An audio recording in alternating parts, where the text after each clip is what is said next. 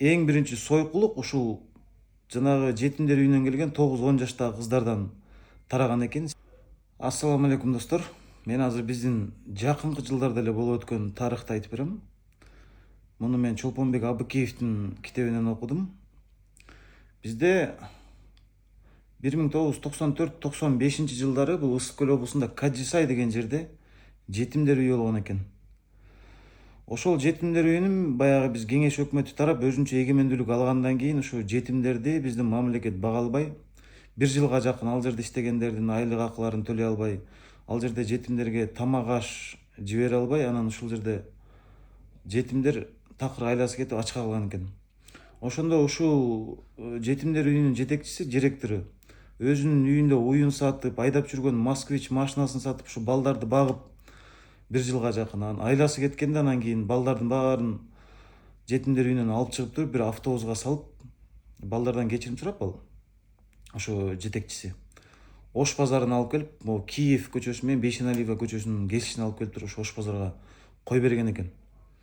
Бул кыздар, жаш кыздар 9-10 жаштагы кыздар, балдар 11-12 жаштагы балдар. Анан жана биздин Кыргызстандагы эң биринчи сойкулук ушул жанагы жетимдер үйүнөн келген 9-10 жаштагы кыздардан тараган экен. Себеби бул жаш кыздар, өспүрүм кыздар.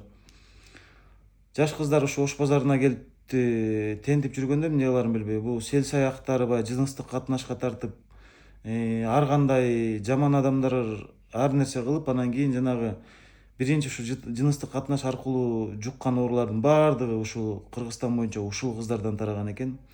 Жанагы Ош базарындагы үстүндө ит базар деген жер бар. Бул жерде жана акчага мушташкан балдар, жанагы 11-12 жаштагы ушу алып келип жашап кеткиле деп таштап кеткен балдардын баары жана чөнтөкчүлөр, кылмышкерлер, ошо акчага мушташкандар, кээ бирлерде буларда кээ бирлери бар экен.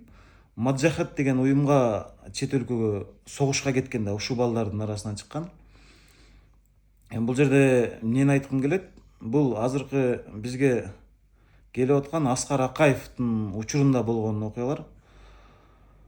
Ошо биздин мамлекет ушу Аскар Акаевдин учурунда керек болсо жетимдерге дагы карабай калышкан, карай албай. Ошондуктан жанагы бизде сойкучулук көбөйүп, бизде чөнтөкчүлөр көбөйүп, кылмыштуулук көбөйүп, ушундан башталган. Бул маалыматтын толугун баардыгын бул Чолпонбек Абыкеевдин «Бриллиант жылан» деген китебинен окусаңар болот. Ошол учурда 94-95 жылдары бул окуя ошо дело номер Аалам деген гезиттерге чейин жазылып, басылып чыккан экен.